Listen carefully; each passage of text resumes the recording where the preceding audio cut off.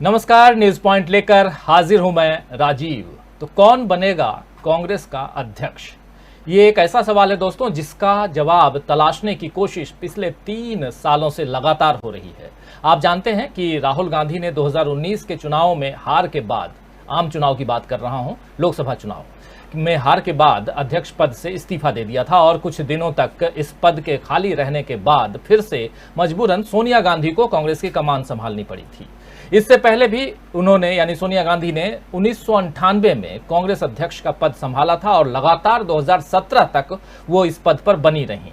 उनके बाद राहुल गांधी कांग्रेस अध्यक्ष बने, लेकिन 2019 में राहुल गांधी ने पद त्याग दिया। इस तरह देखा जाए तो 1998 से लेकर 2022 तक यानी लगभग 24 साल तक कांग्रेस का अध्यक्ष पद गांधी परिवार के किसी सदस्य के पास रहा है और इस वक्त भी है जब सोनिया गांधी कार्यकारी अध्यक्ष के रूप में मौजूद हैं। इसे लेकर कांग्रेस के भीतर और उसके विरोधियों के बीच भी सवाल उठते रहे हैं कि पार्टी पर एक परिवार का कब्जा हो गया है, यानी गांधी परिवार का कब्जा हो गया है। हालांकि एक सच्चाई ये भी है कि गांधी परिवार खुद इस पद पर नहीं आना चाहता है, लेकिन हालात उसे यहां तक ले आते हैं और अब एक बार फिर से वैसे ही हालात बन गए हैं। सोनिया गांधी अपने स्वास्थ्य कारणों से अध्यक्ष पद पर नहीं रहना चाहती हैं और राहुल गांधी अध्यक्ष बनना नहीं चाहते हैं, लेकिन फिर भी उनसे देशव्यापी अपीलें की जा रही हैं। वैसे राहुल गांधी ने अब तक इस बारे में यानी अध्यक्ष पद को लेकर कोई आधिकारिक बयान नहीं दिया है। इस बीच पिछले रविवार को कांग्रेस वर्किंग कमेटी की बैठक हुई और यह तय हुआ कि कांग्रेस अध्यक्ष पद के लिए 17 अक्टूबर को वोटिंग होगी और 19 अक्टूबर को काउंटिंग होगी यानी मतगणना होगा। इससे पहले 22 सितंबर को यानी कमिंग मंथ जो है, आने वाला महीना कल से जो शुरू हो रहा है, 22 सितंबर को चुनाव संबंधी नोटिफिकेशन जारी होगा। 24 सितंबर से 30 सितंबर तक नॉमिनेशन किए जा सकेंगे। अगर अध्यक्ष पद के लिए सिर्फ एक उम्मीदवार होता है तो फिर रिजल्ट की घोषणा 30 सितंबर को ही की जा सकती है। यानी कांग्रेस में अब भी इसकी उम्मीद की जा रही है कि हो सकता है कि राहुल गांधी को मनाने में सफलता मिल जाएगी। लेकिन खबरें ये भी हैं कि कुछ लोग चुनाव में दावेदारी कर सकते हैं। इनमें एक नाम प्रमुखता से अभी पिछले दिनों उभरा है, पिछले 2 दिनों से, वो नाम है शशि थरूर का, जिन्होंने अपने एक लेख में, एक आर्टिकल में चुनाव करवाए जाने का स्वागत किया है। हालांकि शशि थरूर ने अपनी दावेदारी को लेकर पुख्ता तौर पर कुछ नहीं कहा है, लेकिन उनके इशारे इस तरफ संकेत कर रहे हैं कि वो दावेदारी पेश कर सकते हैं, अध्यक्ष पद का चुनाव लड़ सकते हैं। ऐसा उनके आलेख से प्रतीत होता है और खासकर उसके बाद गोदी मीडिया से जो खबरें आ रही हैं वो यही कहती हैं, पुख्ता खबरें गोदी मीडिया दे ही रहा है। आप सब देख रहे होंगे, लगातार कल से शशि थरूर दिखाई दे रहे हैं, चर्चा में हैं। वहीं कांग्रेस सांसद और G23 के नेताओं में से एक मनीष तिवारी ने चुनाव से पहले ही इसकी पारदर्शिता यानी ट्रांसपेरेंसी पर सवाल उठा दिए हैं और मांग की है मनीष तिवारी ने कि पार्टी अध्यक्ष के चुनाव से जुड़ी प्रतिनिधियों की सूची सार्वजनिक की जाए। मनीष तिवारी ने दरअसल एक ट्वीट किया है और ट्वीट में क्या कुछ लिखा है जरा देख लेते हैं, आपको बता देता हूं। मनीष तिवारी ट्वीट में लिखते हैं कि मधुसूदन मिस्त्री से पूरे सम्मान से पूछना चाहता हूं कि निर्वाचन सूची के सार्वजनिक रूप से उपलब्ध हुए बिना निष्पक्ष और स्वतंत्र चुनाव कैसे हो सकता है। निष्पक्ष और स्वतंत्र चुनाव का आधार यही है कि प्रतिनिधियों के नाम और पते कांग्रेस पार्टी की वेबसाइट पर पारदर्शी यानी कि ट्रांसपेरेंसी के साथ यानी पारदर्शिता के साथ या पारदर्शी तरीके से प्रकाशित होने चाहिए। यानी चुनाव से पहले ही उसकी निष्पक्षता पर सवाल खड़े करके कांग्रेस सांसद एक तरह से अपनी पार्टी को परेशानी में डाल रहे हैं। सवाल यह है कि अपनी कोई आपत्ति वो पार्टी फोरम पर रखने की जगह सार्वजनिक क्यों कर रहे हैं। आप पार्टी के अंदर भी जा सकते थे, वहां बात कर सकते थे, लेकिन ट्वीट करके ये सवाल आप क्यों पूछ रहे हैं? इसके पीछे की राजनीति क्या है? वही सवाल ये भी है कि अगर शशि थरूर को चुनाव लड़ना है तो वो सीधे ऐलान क्यों नहीं करते हैं कि हाँ मैं चुनाव लड़ रहा हूं।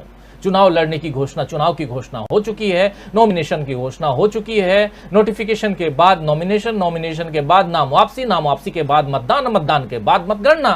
तो ये जो प्रक्रिया है उस पारदर्शी प्रक्रिया में आप क्यों नहीं आना चाहते हैं और क्यों इधर उधर दाएं बाएं से आप अपनी बात यहां रख रहे हैं? कांग्रेस में जो ये आंख मिचौली के खेल जो हैं, ऐसे खेल अरसे से खेले जाते रहे हैं और यही कारण है कि पार्टी बीजेपी के आगे मजबूती से खड़ी नहीं हो पाती है। तो क्या अब चुनाव की घोषणा से पार्टी को मजबूती मिलेगी या ये लोकतांत्रिकता उसे और कमजोर करेगी? और सबसे बड़ा सवाल यह है दोस्तों कि आखिर कांग्रेस का नया अध्यक्ष इस बार क्या गांधी परिवार से बाहर का होगा या गांधी परिवार का होगा? क्या राहुल गांधी इस पद को स्वीकार करेंगे? क्या राहुल गांधी फिर से 2019 के बाद इस्तीफे के बाद फिर से अध्यक्ष बनेंगे या कोई और बनेगा? क्या प्रियंका गांधी बनेंगी या अशोक गहलोत बनेंगे या G23 से कोई और आएगा? बहुत सारे सवाल हैं। इन सवालों के साथ आइए आज इस चर्चा की शुरुआत करें। चर्चा में हमारे साथ कुछ वरिष्ठ साथी जुड़े हुए हैं। सबसे पहले उन सबसे आपका परिचय करवाऊं। हमारे साथ इस वक्त 5 वरिष्ठ साथी जुड़े हुए हैं।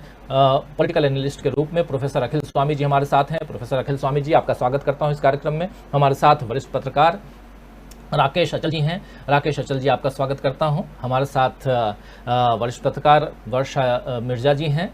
वर्षा जी, आपका स्वागत करता हूं इस कार्यक्रम में। हमारे साथ राहुल लाल जी जुड़े हुए हैं, हमारे साथी वरिष्ठ पत्रकार हैं।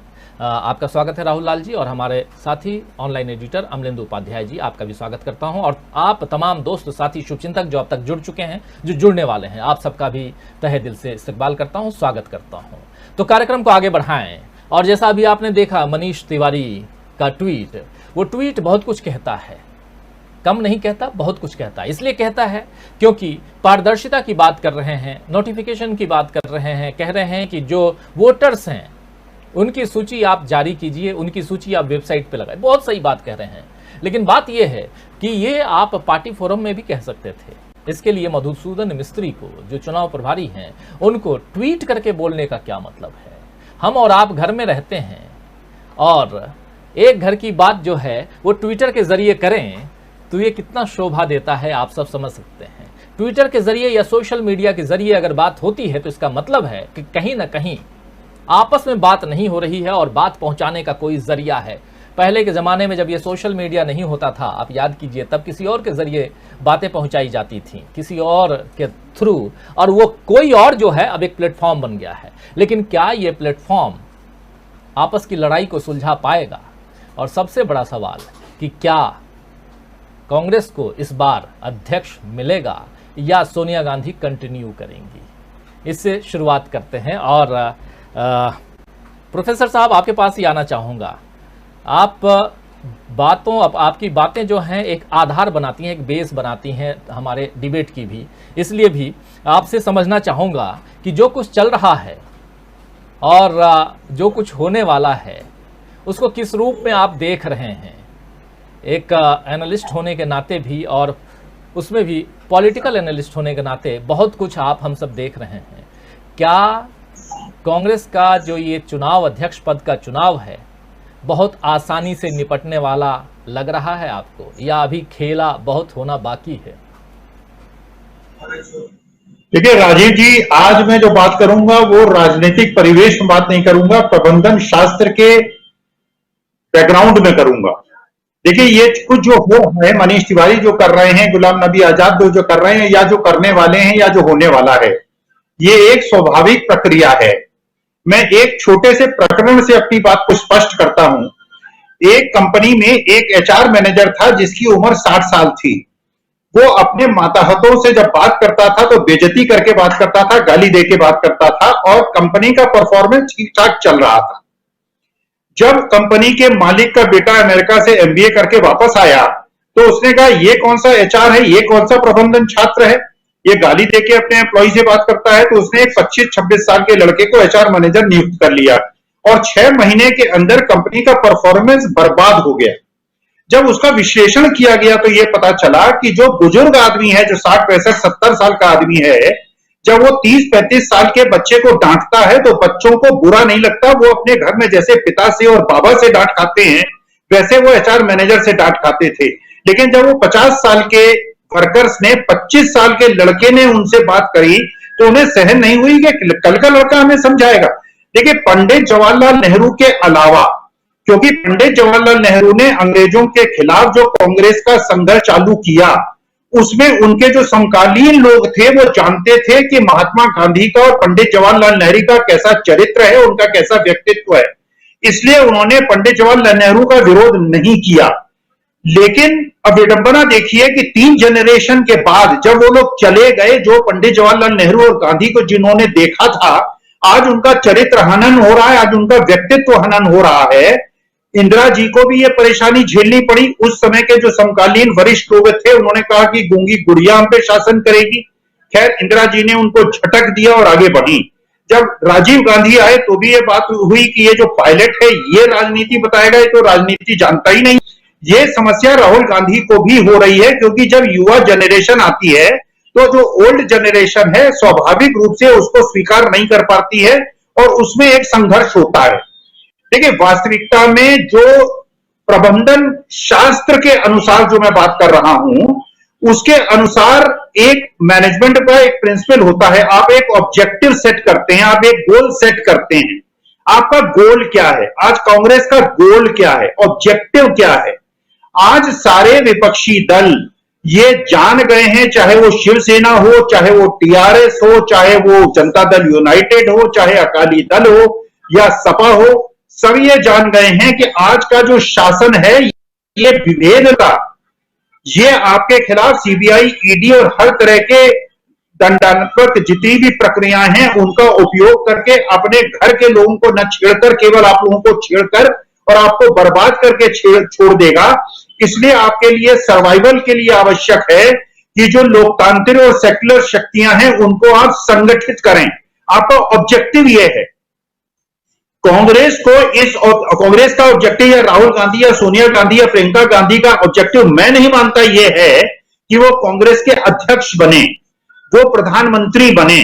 उनका जो ऑब्जेक्टिव इस समय है कि ये जो शक्तियां इस समय देश को विभाजन कर रही हैं, देश को तोड़ रही हैं, हिंदू मुसलमान सिख ईसाई पे तोड़ रही हैं, देश का आधार कमजोर कर रही हैं, इन शक्तियों को कैसे हटाया जाए। इन शक्तियों को हटाने के लिए जो मैं समझता हूं, जो मैंने आपकी चर्चा में परसों भी कहा था कि गांधी परिवार का जो सबसे बड़ी स्ट्रेंथ है वही उनकी वीकनेस है। क्योंकि राहुल जी के जो बाबा थे वो पारसी थे, इनके जो जीजा हैं वो पंजाबी हैं, इनकी जो मां है वो इटालियन है। तो इनका कोई धर्म जाति में इनको बांध के नहीं देखा जा सकता। इनको एक जो पुराना हिंदुस्तान है, जो हिंदुस्तान की आत्मा है, उनसे समझा जा सकता है। लेकिन जो आज की राजनीति है, जो धार्मिक विद्वेष और धार्मिक तोड़ने के कारण जो पनप रही है, उसके अनुसार इस ऑब्जेक्टिव को प्राप्त करने के लिए कि आपको ऐसी शक्तियों को हराना है और लोकतांत्रिक शक्तियों को मजबूत करना है, तो उसके लिए आपको जो स्ट्रेटेजिक, देखिए संघर्ष पहले हुआ करता था पॉलिसी का, फिर संघर्ष हुआ स्ट्रेटेजी का, आज जो संघर्ष है वो है प्रपंच का। आज पॉलिसी की बात नहीं है, आज स्ट्रेटेजी की बात नहीं है, आज प्रपंच की बात है। जो राहुल गांधी जी की जो मैं कमजोरी समझता हूं कि इस प्रपंच का मुकाबला वो पॉलिसी से करना चाह रहे हैं। देखिए जब आप कुश्ती में उतरते हैं तो बैडमिंटन रैकेट लेके नहीं उतरते हैं, वहां दांवपेच अपनाने पड़ते हैं, विपक्षी को हराने की आवश्यकता होती है। इस समय जिस अखाड़े में आप उतरे हुए हैं, जो आपका विरोधी है, वो हर तरह के दांव, हर तरह के प्रपंच, हर तरह की चीज करने के लिए तैयार है और आज अपनी पॉलिसी पे टिके हुए हैं। खैर, भारत जोड़ो यात्रा एक देश को मैसेज दे रही है कि ये धार्मिक विद्वेष देश को कमजोर कर रहा है, देश की जड़ों में मट्ठा डाल रहा है और देश को मजबूत करने के लिए ये गांव-गांव से जब गुजरेगी, हर धर्म और जाति के लोग देखेंगे कि देश की आत्मा केवल मिलजुल के बढ़ सकती है, देश एक परिवार की तरह आगे बढ़ सकता है।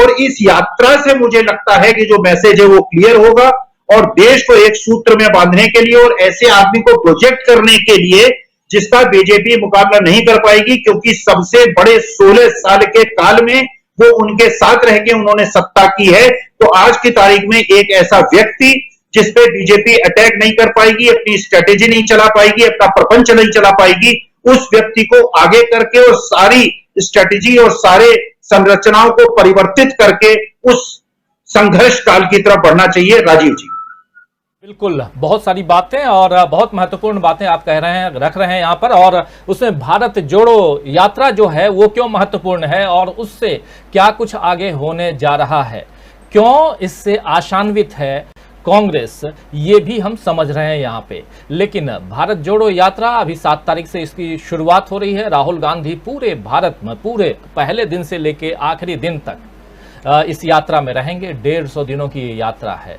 आप समझ सकते हैं कि जब 150 दिनों तक पैदल राहुल गांधी यात्रा करेंगे, जो अब गुजरात होकर भी गुजरेगा, और गुजरात में ऐसे ही कांग्रेस अभी मजबूत दिख रही है, लेकिन कांग्रेस से ज़्यादा, कांग्रेस कितनी मजबूत है मायने ये यहाँ नहीं रखता, लेकिन बीजेपी यहाँ पिछली दफा से ज़्यादा कमज़ोर दिखाई दे रही है, सुनाई पड़ रहा है, ऐसी बातें सुनी जा रही हैं। उसका क्या असर होगा गुजरात में, और उसका क्या असर आगे ऊपर उठ करके अगर देखें तो कश्मीर पहुंचने से पहले जब हिमाचल ये यात्रा पहुंचेगी तब क्या असर होगा, ये भी देखना दिलचस्प होगा। क्योंकि आज ही राहुल गांधी ने ट्वीट करके हिमाचल प्रदेश में 300 यूनिट फ्री बिजली का वादा भी किया है।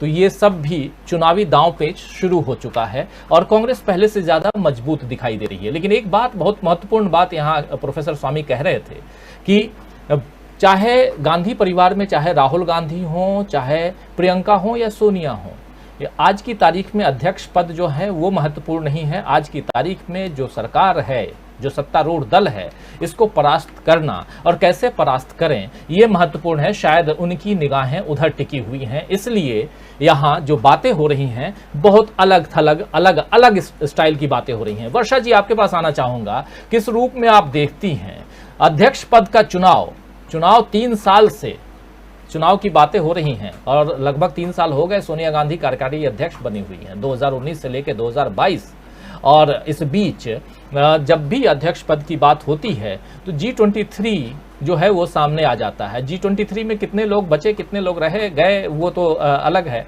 लेकिन ये सामने आ जाता है। और अगर चुनाव करा भी लें पारदर्शी तरीके से तो क्या फ़र्क पड़ता है। सवाल ये है कि राहुल गांधी इस चुनाव में खड़े होते हैं या नहीं। और दूसरा सवाल ये भी है कि राहुल गांधी अगर खड़े नहीं भी होते हैं और कोई और बन जाता है अध्यक्ष, तब भी क्या फर्क पड़ेगा।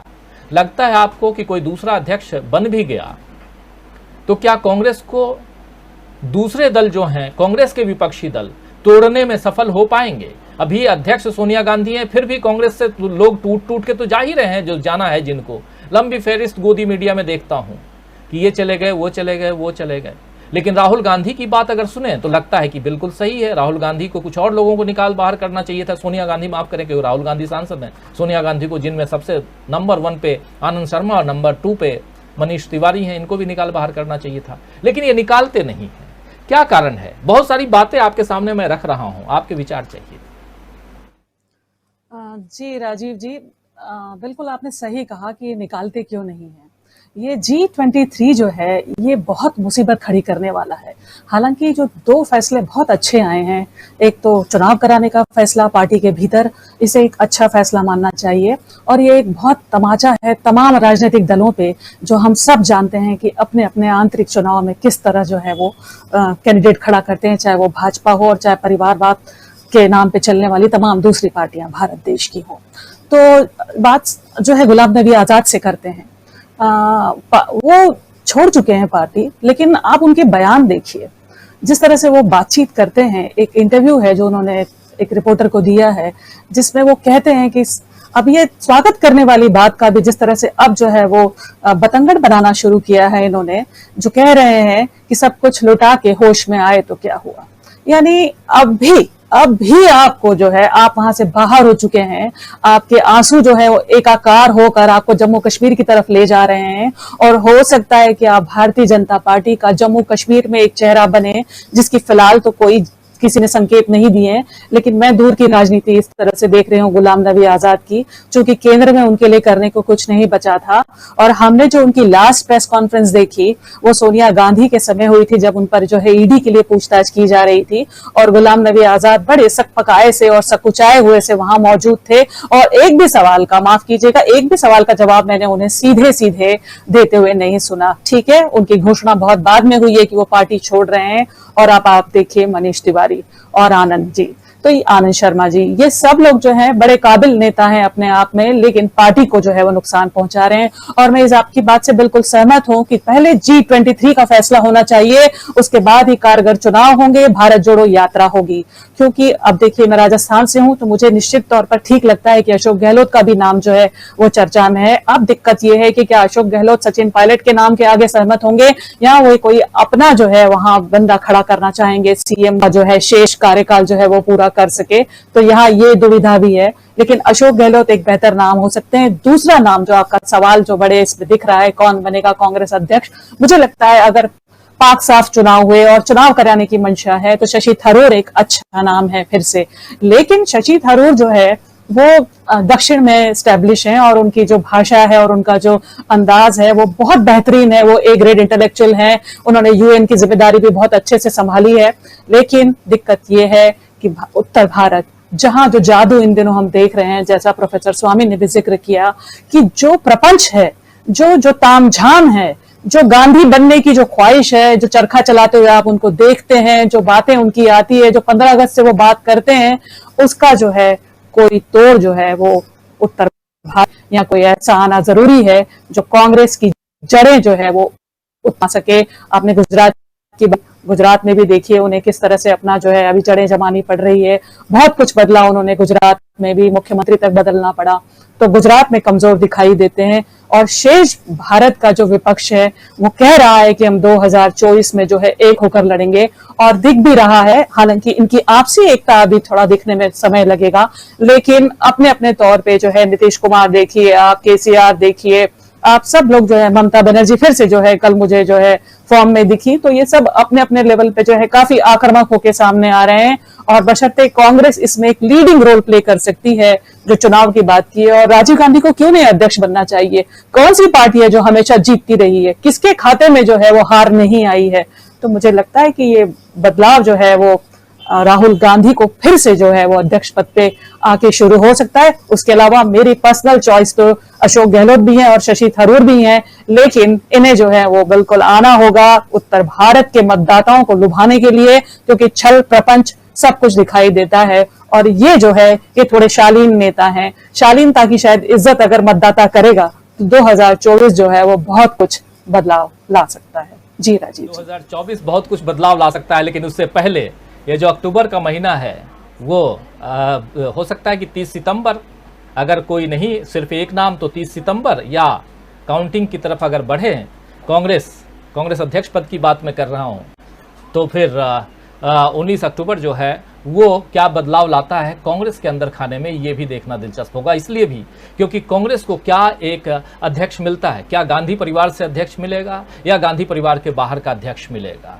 और ये बहुत कुछ डिपेंड करता है कांग्रेस के अंदर जो कुछ चल रहा है अभी उस पर, और इस क्राइसिस को कांग्रेस कैसे झेल पाती है, इससे निपट पाती है, ये देखना होगा। लेकिन राहुल लाल जी, किस रूप में आप देखते हैं कांग्रेस? राहुल गांधी बने आपके हमनाम या कोई और बने, क्या फर्क पड़ता है? शशि थरूर का जिक्र कर रही हैं वर्षा जी, लेकिन शशि थरूर जो हैं G23 के एक प्रमुख सदस्य के रूप में उभरते हुए कलाकार के रूप में दिखाई दे रहे हैं।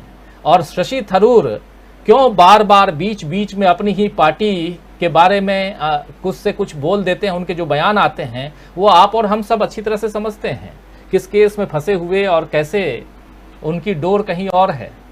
क्या एक मोहरा है शशि थरूर? क्या अशोक गहलोत का जो जिक्र हो रहा है वो सही है? और क्या गांधी परिवार? जरा समझाइए। देखिए, सबसे पहले तो देखिए कांग्रेस ने तमाम जो भारतीय दूसरी पार्टियां हैं, न केवल सत्तारूढ़ पार्टी, सभी पार्टियों के लिए बड़ी चुनौती तो खड़ी कर दी है कि वो जिस तरह से उन्होंने चुनाव कराने की घोषणा की है। क्योंकि देखिए, हम लोग जब भी राजनीति विज्ञान के रूप में, एक छात्र के रूप में विश्लेषण करते हैं, तो भारतीय राजनीति में इसकी सबसे बड़ी कमी की तरफ जाता है कि तमाम दलों में आंतरिक लोकतंत्र की भारी कमी है। तो और देखिए, अगर कांग्रेस का मैं पूरा संविधान देखिए, आप जो उनकी चीज है या जिस तरह से वो अध्यक्ष पद का चयन करते हैं, जो निर्वाचन की प्रक्रिया है, वो बड़ी बेमिसाल है। देखिए, मधुसूदन मिस्त्री को लेकर भले ही मनीष तिवारी जी ने उनको जो है कि टैग कर दिया ट्विटर के ऊपर उन्होंने, लेकिन मैं आपको आज के समय में दावे के साथ कह सकता हूं कि वो इलेक्शन अथॉरिटी जो है कांग्रेस का, उसके वो चेयरमैन है, वो उनके ईमानदारी पर लोगों को ज्यादा भरोसा है इलेक्शन कमीशन ऑफ इंडिया के तुलना में। इलेक्शन कमीशन ऑफ इंडिया अपना जो है कि जो होना चाहिए, वो संवैधानिक पद है, संस्था है, तमाम तरह की चीजें जुड़ी हुई है, लेकिन उसकी भूमिका कैसी रही है भूतकाल में वो हम लोगों ने देखा है। अब देखिए ये जो G23 है, देखिए G23 स्पष्ट तौर पे वो भारतीय जनता पार्टी ही है। वो भारतीय जनता पार्टी के सभी लोग मोहरे बन चुके हैं। गुलाम नबी आजाद, अभी भी मैं एक नेशनल टीवी चैनल पे था, वहां पे गुलाम नबी आजाद जी के बिल्कुल एक निकटस्थ मंत्री जो है कि जम्मू कश्मीर के पूर्व कैबिनेट मंत्री मौजूद थे, वो बार बार कह रहे थे उनके ऊपर बहुत अटैक हुआ है, राहुल जी 30 अटैक का सामना किया है गुलाम नबी आजाद ने। हमने कहा भी कि भाई गुलाम नबी आजाद के 30 अटैक की आप दुहाई दे रहे हैं। तो उनका कहना यह था कि जो 2014 तक कांग्रेस सर्वाइव थी, मजबूत थी, वो गुलाम नबी आजाद के कार्य नहीं थी। तो मैंने कहा कि अच्छा, उन्होंने कहा कि भाई जब गुलाम नबी आजाद को दिया गया था आंध्र प्रदेश में तो 5 सीटें थी, वहां पर उन्होंने 37 सीट ला दिया, इससे यूपीए 2 की जो है स्थिति मजबूत हुई। तो मैंने कहा भाई बड़ी अच्छी बात है, तो अपने इस कला शक्ति का प्रयोग वो 2014 के बाद भी कर लेते। हवा थी, आप हमेशा सत्ता में थे, आपको सत्ता जीवी होने की आदत है, तो आप रहे।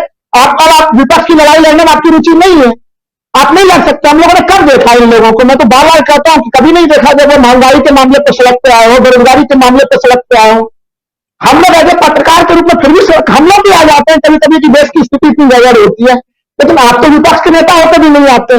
देखिए कैप्टन अमरिंदर सिंह के समय से ही हम लोग देख रहे हैं कि वो मुख्यमंत्री कांग्रेस के थे और काम सारा किसके लिए कर रहे थे? भारतीय जनता पार्टी के लिए कर रहे थे। उसमें मैं कहता था चलना पे तो लोग कांग्रेस वाले ही हमारा विरोध कर देते थे, लेकिन हम लोगों ने खुद ही देख लिया कि पूरा घटनाक्रम का पटाक्षेप किस रूप में हुआ। तो ये सब एक तरह से भारतीय जनता पार्टी की जो रणनीति है, स्वामी साहब बड़ी सही कह रहे थे, ये प्रपंच की लड़ाई का जवाब आपको प्रपंच के साथ भी देना पड़ेगा। दांव पेच में आपका दांव पेच होना बड़ा आवश्यक चीज है। आपने हर जगह एक स्लीपर सेल हर पार्टियों में छोड़ दिया है। जब आपको कोई मुद्दा नहीं मिलता तो उस पार्टी की तरफ से कुछ ऐसे बयान दिलवा देते हैं।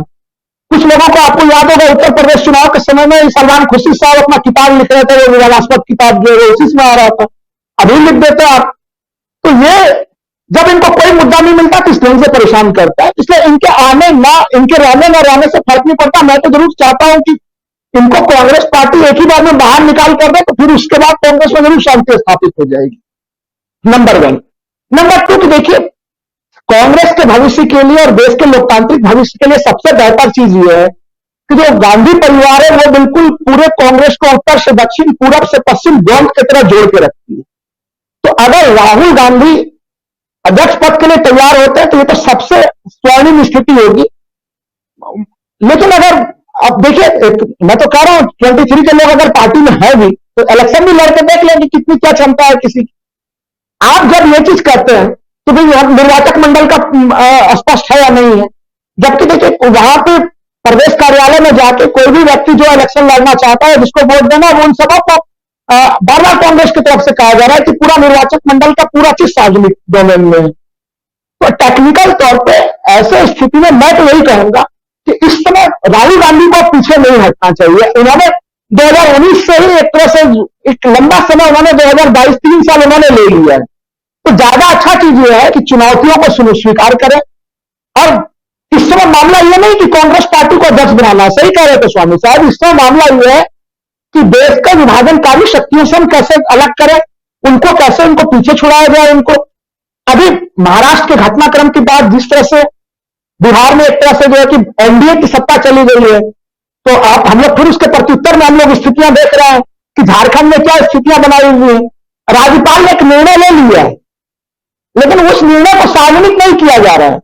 वहां के सांसद निशिकांत दुबे जी है, उन्हें सारा निर्णय पता होता है कि क्या राज्यपाल ने क्या कहा नहीं कहा, तो वो उनको पता होता है, लेकिन अभी तक राज्यपाल निर्णय नहीं ले रहे हैं। बीजेपी के लोग अब रिपोर्ट कर रहे हैं कि राज्यपाल महोदय इंतजार कर रहे हैं कि वो संख्या बल कब आएगा। वो संख्या बल नहीं है, इसलिए अभी तक वो चुप्पी साधे हुए हैं।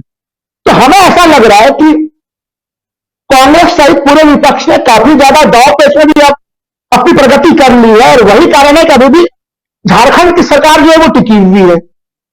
कांग्रेस को देखना पड़ेगा कि किस तरह से आम आदमी पार्टी, जो भारतीय जनता पार्टी एक तरह से कहीं उसको जानबूझ के एक तरह से उसको मीडिया डोमेन में स्पेस दे रही है, उसके ऊपर भी सीबीआई के तमाम तरह के हमले हो रहे हैं, सरकार तोड़ने के प्रयास के नए नए दावे कर रहे हैं।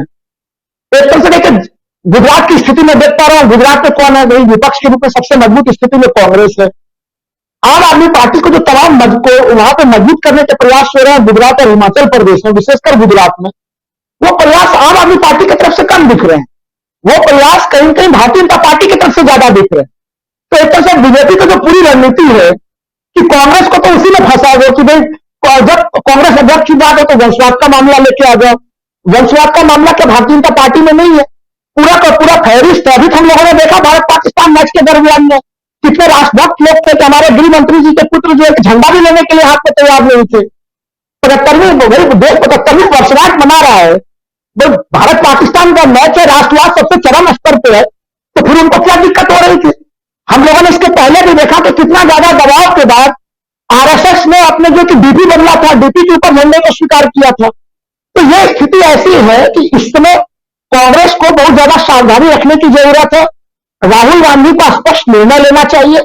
मेरा अभी भी मानना है कि कांग्रेस अध्यक्ष पद अगर गांधी परिवार के पास हो वो सबसे बेहतर है। राहुल गांधी काफी मुखर होकर बोलते रहे, प्रियंका गांधी काफी मुखर होकर बोलती रही है।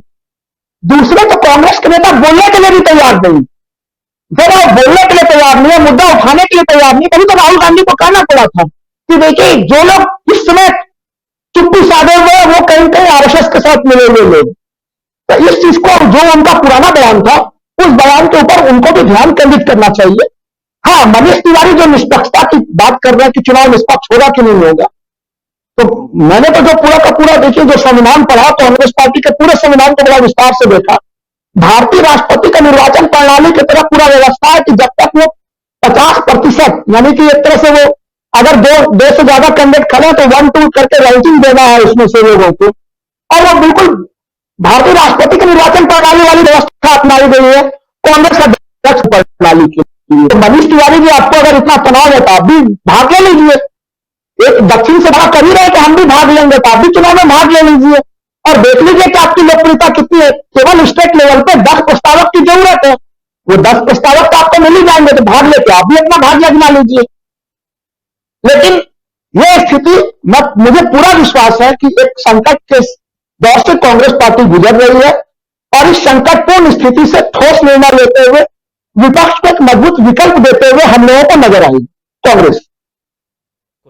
राकेश अचल जी, क्या लगता है आपको कि राहुल गांधी का नाम जो बार बार लिया जा रहा है और अशोक गहलोत ने भी कहा कि हम लोग मनाने की कोशिश कर रहे हैं, राहुल गांधी को अध्यक्ष पद, एक पत्रकार एक विश्लेषक होने के नाते मैं पूछ रहा हूं कि अध्यक्ष पद के बारे में सोचना चाहिए? आपको क्या लगता है, फिर से अध्यक्ष पद पर को स्वीकार करना चाहिए? क्योंकि राहुल गांधी अगर आते हैं तो ऐसा लगता है कि और कोई दूसरा खड़ा नहीं होगा, हो भी जाए फिर भी राहुल गांधी की जीत होगी। लेकिन जो परिस्थितियां आज की तारीख में है उन परिस्थितियों के आधार पर आपसे समझना चाहता हूं कि क्या अध्यक्ष पद पर राहुल गांधी, स्पेशली मैं सोनिया गांधी, प्रियंका गांधी की बात नहीं कर रहा हूं, आना चाहिए? क्योंकि उससे पहले और एक बीजेपी की तरफ से जब भी हमला हुआ है और अभी भी जो हो रहा है वो राहुल गांधी पे ही हो रहा है। ऐसे में इस पद पर आकर के राहुल गांधी कांग्रेस को मजबूती प्रदान करेंगे या खुद वार झेलते झेलते कांग्रेस पिछड़ जाएगी? राजीव जी, सवाल बहुत टेढ़ा है। मैं प्रोफेसर स्वामी की जो जमीन उन्होंने बनाई थी बातचीत के लिए, उसका सहारा लेते हुए ये साफ कर दूं कि राहुल गांधी कांग्रेस अध्यक्ष का चुनाव लड़े या न लड़े, बेतरूढ़ दल के लिए कि राजनीतिक बागडोर लोगों के लिए सब तो काफी समस्या के उनका अध्यक्ष कौन हो, गांधी हो या रानी के इतर कोई हो, कांग्रेस इतिहास देखेंगे ऐसा गांधी और जवाहरलाल नेहरू के बाद। अचल साहब, आपकी आवाज कट रही है, आपकी आवाज कट रही है, थोड़ा सा मैं कहूँगा बहुत महत्वपूर्ण है। मैं थोड़ा अपने प्रोड्यूसर से कहूँगा जरा आवाज ठीक कीजिए, तब तक एक बार हो सकता है रिकनेक्ट करने की कोशिश कीजिए। तब तक अमलेंदु उपाध्याय जी आपके पास आऊँगा इसी सवाल के साथ। क्या लगता है आपको अमलेंदु जी कि ये अध्यक्ष पद जो है, अध्यक्ष पद की बात हो रही है और राहुल गांधी अगर आज की तारीख में खुल के कह दें कि हाँ मैं चुनाव लड़ूंगा, तो बिल्कुल फिर तो बात ही नहीं है, यहाँ ये सवाल ही नहीं उठेगा कि कौन और खड़ा हो रहा है, शशि थरूर हैं कि मनीष तिवारी हैं कि और कोई है, कौन रह रहा है कौन जा रहा है, बात यहाँ नहीं। बात लेकिन ये है कि क्या इस पद पे आज की तारीख में फिर से 2019 में इस्तीफे के बाद राहुल गांधी ने जो कुछ कहा उसके बाद फिर से इस पद पर राहुल गांधी को आना चाहिए आज की तारीख में 2024 के हिसाब से देखा जाए तो?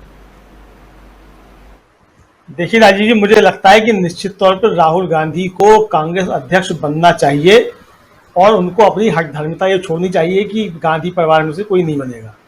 गांधी परिवार में से भी राहुल गांधी को ही अध्यक्ष बनना चाहिए, मतलब किसी और को नहीं, राहुल गांधी को ही बनना चाहिए। और उसका बहुत साफ कारण है। उसका साफ कारण ये है कि आज के समय में इस सरकार से जो सामने खड़े होकर के मोर्चा ले सकता है तो वो विपक्ष में केवल राहुल गांधी ही ले सकते हैं।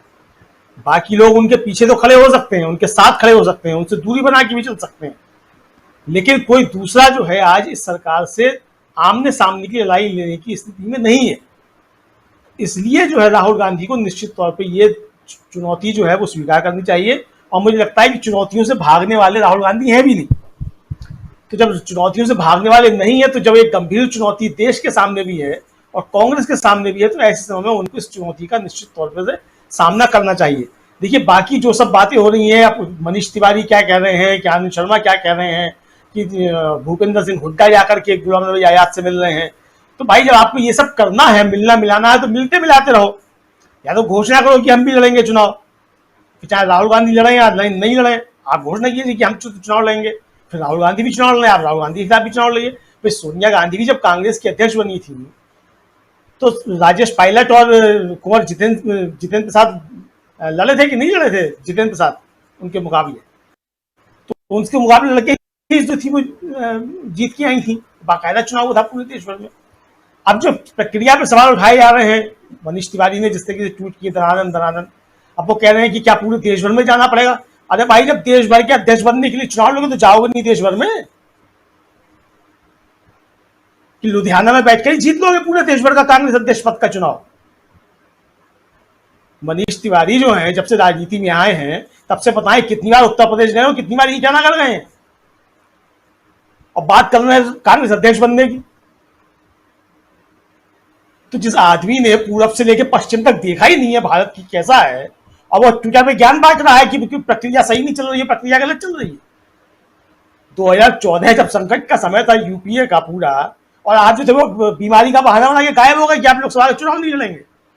इतने बहादुर आप आदमी हैं और आप अब सवाल उठा रहे हैं प्रक्रिया पे। तो ये कुल मिला के जो चीजें हैं, ये सब मुझे लगता है कि ये सब भारतीय जनता पार्टी के पेरोल पे जो लोग हैं वो सब इस तरह की चीजें कर रहे हैं, और ये निश्चित तौर पे पहले इनका निपटारा किया जाना बिल्कुल जरूरी है। क्योंकि मुझे दिग्विजय सिंह की बार बार एक बात याद आती है। दिग्विजय सिंह ने कहा था पिछले दिनों कि मोदी की सरकार के खिलाफ वही बोल सकता है, वही लड़ सकता है जिसका अपना दामन जो है पाक साफ हो। तो ये पाक साफ दामन वाले लोग नहीं है।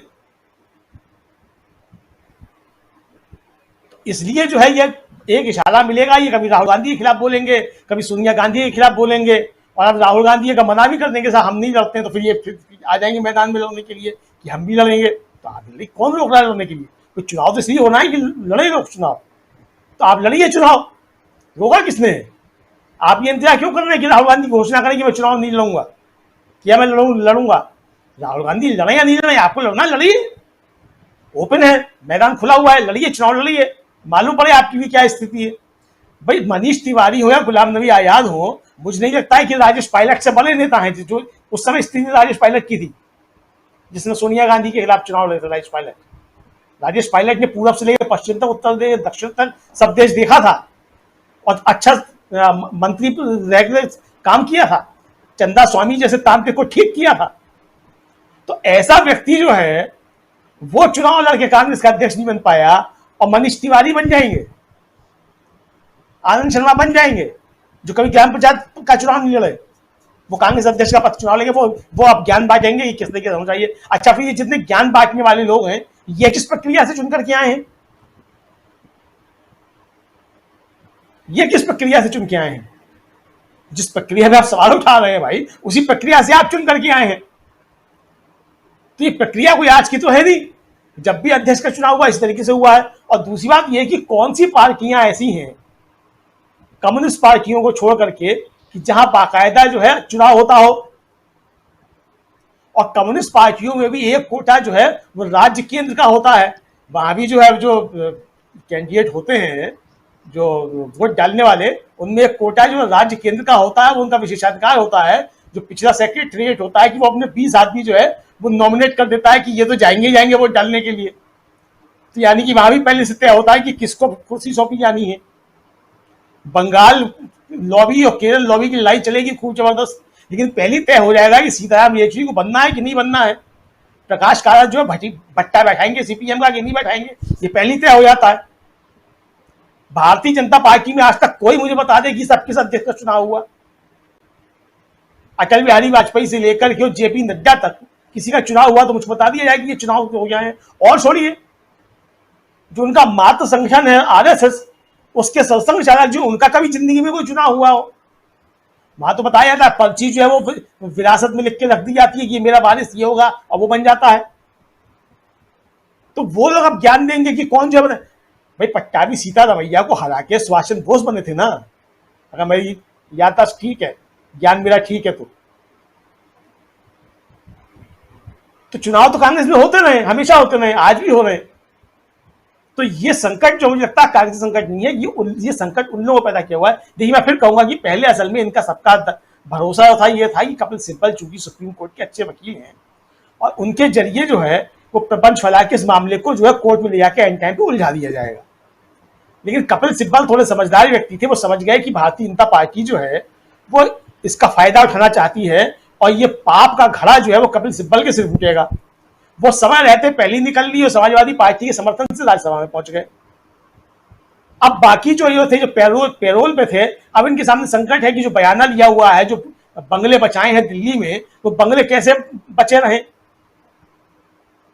तो मोदी जी को जवाब तो देना है ना कि बंगलों में रह रहे हो जिसका 5-5 लाख रुपया महीने का किराया है, तो बंगलों का हिसाब देना है मोदी जी को। तो वह हिसाब तो ऐसे ही दिया जाएगा, तो वह हिसाब दे रहे हैं, तो अपना काम कर रहे हैं। निश्चित तौर पर जाहिर सी बात है उनको अपना काम करना चाहिए। अब यह कांग्रेस की खूबसूरती है। मैं आज फिर कहूंगा कि राहुल गांधी अगर नहीं भी लड़ते हैं चुनाव, और राहुल गांधी अगर कह देते हैं कि फला गधा जो है वो मेरा कैंडिडेट है, तो वो गधा ही जीतेगा। आनंद शर्मा या मनीष तिवारी जैसे महान विद्वान जो है वो नहीं जीतेंगे। तो हम तो चाहते हैं कि अगर ऐसा भी मन में कुछ है तो ये भी करके देख लिया जाए। क्योंकि देखिए, चुनना किसे, चुनना कांग्रेस के कार्यकर्ता को है। मुझे या आपको नहीं चुनना है, मोदी जी को नहीं चुनना है। मोदी जी नहीं चुनेंगे कांग्रेस का अध्यक्ष कौन बनेगा, वो कांग्रेस का कार्यकर्ता चुनेगा। अब वो कांग्रेस का कार्यकर्ता तय किए बैठा है उसको राहुल गांधी को चुनना है या राहुल गांधी से कहेंगे उसे चुनना है। तो स्थिति स्पष्ट है। इसलिए जो है मुझे लगता है कि चूंकि जिम्मेदारी इसमें बहुत बड़ी है, मैं फिर कहूंगा कि कोई धोखा ना हो जाए, कि कोई एकनाथ शिंदे जो है वो फिर से अध्यक्ष कांग्रेस के अंदर ना तैयार कर दिया जाए। इससे बचने के लिए दुनिया कुछ भी कहती रहे कि वंशवाद है, कि राहुल गांधी की कांग्रेस है, राहुल गांधी का कांग्रेस पे कब्जा है, दुनिया कुछ कहती रहे। हाँ बिल्कुल, निश्चित तौर पर राहुल गांधी का कांग्रेस पे कब्जा है। जब इस भारतीय जनता पार्टी की सरकार को देश से रुखसत कर दिया जाएगा, मोदी जी अपदस्थ हो जाएंगे सरकार से 2024 के चुनाव में, उसके बाद जिसको जो बनना है वो बनता रहे। राहुल गांधी चाहे छोड़ छाड़ के चले जाएं, मोदी जी तो झुलाए के चले जाएंगे। राहुल गांधी भी अगर जाना चाहते हैं कहीं चले जाएं, कोई दिक्कत नहीं है। लेकिन पहली जो जिम्मेदारी है, मुझे लगता है एक भारतीय नागरिक होने के नाते और एक जिम्मेदार भारतीय नागरिक होने के नाते, कि इस सरकार को हटाना जो घोर तरीके से जनता की विरोधी हो गई है, जिसके एक एक फैसला जो है वो जनता की गर्दन के ऊपर छुरी के समान होता है, उसको हटाना बहुत जरूरी है। ये पहला कर्तव्य है। मुझे लगता है कि राहुल गांधी साहब तो समझते होंगे और कांग्रेस के मतदाता है वो भी समझते होंगे। जी राजीव जी। जी अमलेंदु जी, आप तो बिल्कुल कांग्रेस के कार्यकर्ता की तरह बात कर रहे हैं, पत्रकार की तरह बात कीजिए। लोग बोलेंगे आप तो इस सरकार के पीछे लग गए हैं। देखिए, लेकिन एक बात यह है डॉक्टर राकेश अचल जी, कि पिछले 2010 से लेकर के जो एजेंडा सेट करने की कोशिश होती रही और उसी एजेंडे पे, उसी पिच पर खेलती हुई कांग्रेस दिखाई दी है। और बहुत सारे पॉइंट्स यहाँ जो रख रहे थे अमलेंदु उपाध्याय जी, वो पॉइंट्स उन बातों को जो है मजबूती से सामने इसलिए भी लाते हैं क्योंकि आप याद कीजिए, अन्ना का आंदोलन था या उसके बाद 2014 से मोदी सरकार और बीजेपी या आरएसएस में कितनी पारदर्शिता के साथ अध्यक्ष पद का चुनाव हो रहा है या दूसरे चुनाव हो रहे हैं, इसकी बात हो, लेकिन सबकी नज़रों में कांग्रेस का जो चुनाव है, कांग्रेस का अध्यक्ष कौन होगा और वो पारदर्शी तरीके से चुनाव होगा कि नहीं होगा, कितने लोग उसमें हैं, ग्राम पंचायत स्तर पे कितने हैं, जिला स्तर पे कितने कार्यकर्ता हैं, कितने वोटर्स हैं, इसकी मांग मनीष तिवारी से लेकर तमाम लोग तो कर रहे हैं, लेकिन ये पिच तैयार कहीं और से किया जा रहा है और कांग्रेस उसमें फंसती हुई दिखाई देती है। तो एक तो पहलू ये है जिस पर चर्चा कांग्रेस के लोगों को करनी चाहिए कि आखिर किस पिच पे खेलने की आप कोशिश कर रहे हैं, आप अपनी पिच क्यों नहीं तैयार करते हैं। दूसरी बात ये, जिस सवाल के साथ आपके पास आया था और अभी आपका वीडियो बहुत शानदार दिखाई दे रहा है, इसलिए मैं उम्मीद करता हूँ कि बिना रुके बिना कटे जल्दी से आप तक पहुँचूँ। बात यही है कि राहुल गांधी अगर अध्यक्ष पद स्वीकार करते हैं और कहते हैं कि मैं चुनाव लड़ूंगा, तब क्या, और अगर अध्यक्ष पद नहीं स्वीकार करते हैं तब क्या, दोनों पहलुओं को आपके जरिए टटोलने की कोशिश करेंगे। बताइए क्या आप सोचते हैं। राजीव जी, मैं अपनी बात शुरू कर रहा था प्रोफेसर स्वामी की बात से कि ये समस्या कांग्रेस की नहीं है कि उसका अध्यक्ष कौन हो कौन न हो, ये समस्या है प्रतिपक्ष सत्ता पक्ष की। कांग्रेस अगर मजबूत होती है किसी भी रूप में, चाहे राहुल गांधी अध्यक्ष बने या उनका कोई पतित अध्यक्ष बने, तो जो प्रपंच का मामला है उस प्रपंच में कांग्रेस अब आगे बढ़ती दिखाई दे रही है। 1917 में आप याद कीजिए, जब चंपारण सत्याग्रह महात्मा गांधी ने शुरू किया था तो कांग्रेस में एक नई जान आ गई थी, और 2022 में वही काम 150 दिन सड़कों पर चलने का इससे भारतीय जनता पार्टी या उसके शुभचिंतकों की हवा खराब है।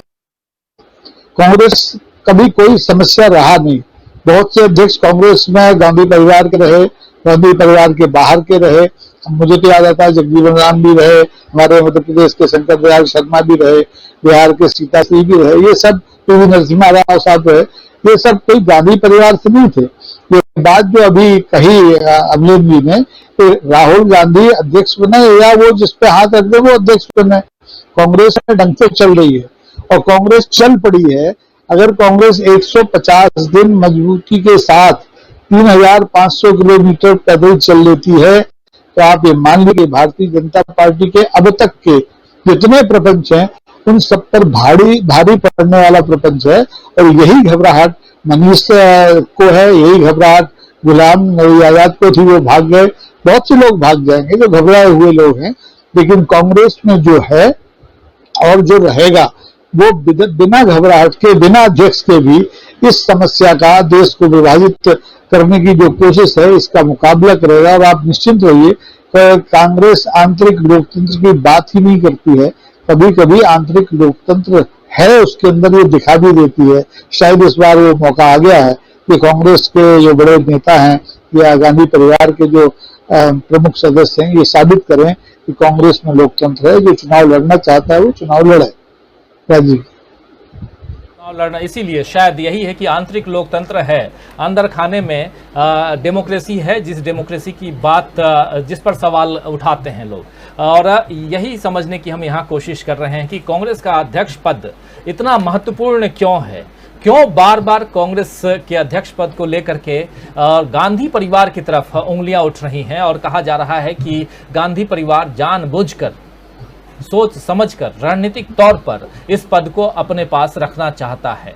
उंगलियां अंदर खाने से ही उठ रही हैं, लेकिन गांधी परिवार इस पर खुलकर जवाब क्यों नहीं देता है, ये भी एक सवाल है। इसके अलावा सवाल ये है कि आने वाले चुनाव में, जो अभी चुनाव है, शायद अक्टूबर का, अभी 2 दिन पहले जब बात कर रहा था प्रोफेसर स्वामी से, अखिल स्वामी जी से, तब भी ये सवाल आया था कि उसी अक्टूबर के महीने में शायद चुनाव की घोषणा भी हो जाए।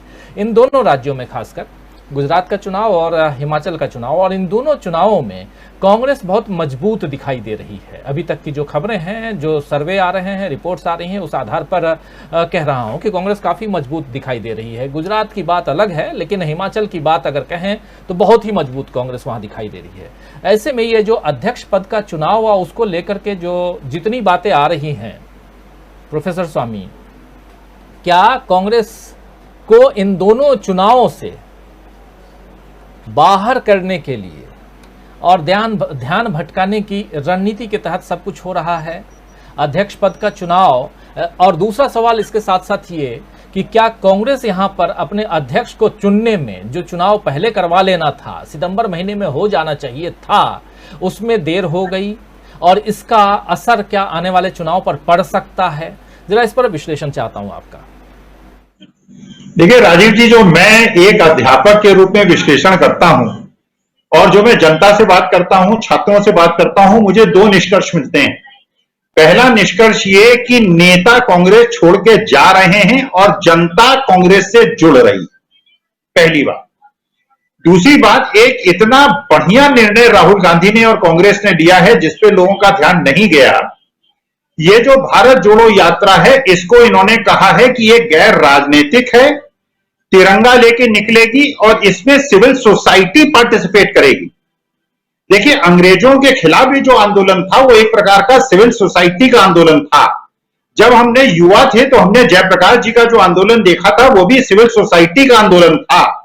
और मैं ये मानता हूं, मुझे क्षमा कीजिएगा, कि स्वतंत्र भारत में जो सबसे बड़ा फाइनेंशियल फ्रॉड हुआ है वो नोटबंदी हुआ है, और सबसे बड़ा जो सिविल सोसाइटी के नाम पे सबसे बड़ा फ्रॉड हुआ है वो अन्ना हजारे का आंदोलन हुआ है। और अन्ना हजारे के आंदोलन से जो उत्पन्न पार्टी है वो एक प्रकार से कांग्रेस को कमजोर करने का प्रयास कर रही है। और कांग्रेस का ये मास्टर स्ट्रोक है, अगर यही चीज बीजेपी ने की होती तो सारे व्हाट्सएप और फेसबुक और ये सारे सोशल मीडिया के माध्यम से उसे एक सुपर मास्टर स्ट्रोक स्थापित कर दिया गया होता। देखिए, वास्तविकता में ये जो सिविल सोसाइटी है, ये सिविल सोसाइटी जनता को जागृत करने में बहुत उपयोगी भूमिका निभाती है। ये जो किसानों का आंदोलन भी जो था, जो गैर राजनीतिक रूप में सिविल सोसाइटी के आंदोलन की तरफ से उभरा था, इसने ही उत्तर प्रदेश में अखिलेश यादव को मजबूती दी थी। चाहे वो समझे कि मजबूती उनकी वजह से मिली थी, वो किसान आंदोलन की वजह से मिली थी। तो वास्तविकता में ये जो आंदोलन की रूपरेखा इन्होंने स्थापित की है, और मैंने जो उनका कार्यक्रम देखा है, वो उन प्रदेशों में ज्यादा समय बिता रहे हैं जहां वो संघर्ष में हैं, कर्नाटका में, मध्य प्रदेश में, राजस्थान में। और जहां वो संघर्ष में नहीं है वहां 2-2, 3-3 दिन का प्रोग्राम है और सिविल सोसाइटी का प्रोग्राम है। तो ऐसे लोग जो आज उद्वेलित हैं, ऐसे लोग, ऐसे समाज के लोग जो परेशान हैं लेकिन वो राजनीतिक नहीं होना चाहते, ऐसे लोगों के लिए रास्ता खुल गया है। और मुझे जो आभास हो रहा है कि ये प्रकार से जैसे अंग्रेजों के खिलाफ एक आंदोलन, लड़ाई खड़ी की गई थी, कुछ लोग अंग्रेजों के साथ थे, कुछ अंग्रेजों के विरुद्ध थे, और उसी प्रकार से ये लोग जो आज जो बेरोजगारी से परेशान हैं, जो अर्थव्यवस्था के बिगड़ने से परेशान हैं, जो अपने उद्योग धंधे चौपट होने से परेशान हैं, जो बच्चे नौकरी न मिलने से परेशान है, जो एमएसपी न परेशान है, और क्योंकि ये भारत जोड़ो यात्रा जो कि देश की आत्मा की आवाज है और ये गैर राजनीतिक है, तो मुझे ऐसा लगता है कि वास्तविकता में ये देश को भी जोड़ेगी, ये विपक्ष को भी जोड़ेगी, ये सामाजिक आंदोलनों को भी जोड़ेगी, और हमें जो देश में एक विघटनकारी शक्ति से और लोकतांत्रिक मूल्यों से लड़ने वाले और देश को धार्मिक आधार पे विभाजित करने वाली शक्तियां हैं, उनसे मुक्त देने में हमारी सहायता करेगी। राजीव जी, बिल्कुल, भारत जोड़ो अभियान से कांग्रेस को बहुत कुछ मिलने वाला है, ऐसा कांग्रेस को अनुमान है। और 3,500 किलोमीटर की यात्रा आप समझ सकते हैं ऐसे भी, और जैसा प्रोफेसर अखिल स्वामी जी कह रहे हैं, और इसमें सिविल सोसाइटी, आप याद कीजिए कि अभी कुछ दिन पहले सिविल सोसाइटी के साथ में राहुल गांधी की दिल्ली के कॉन्स्टिट्यूशन क्लब में बैठक हुई है, और उस बैठक में जिन लोगों को बुलाया गया था और इस बैठक को आयोजित करने वालों में से जो लोग हैं उसमें से कई लोग अन्ना आंदोलन के सूत्रधार भी थे। और अब क्या कारण है कि अन्ना आंदोलन से निकले हुए ये लोग उस ग्रुप को छोड़ करके अब इस ग्रुप में क्यों शामिल हो रहे हैं? क्या उन्हें राहुल गांधी में और कांग्रेस पार्टी में आने वाले समय में कोई भविष्य दिखाई दे रहा है? क्या कहेंगी वर्षा जी?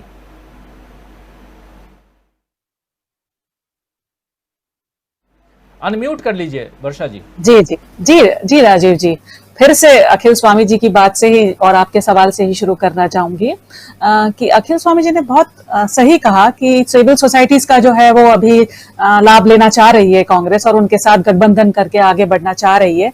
लेकिन कई अखबारों ने, भारत के जिन्हें हम तटस्थ अखबार भी कहते हैं, बहुत आलोचना की इस बात की कि क्या एक पार्टी के तौर पे जो है कांग्रेस क्या फेल हो गई है, जो इन्हें इनका आधार लेना पड़ रहा है।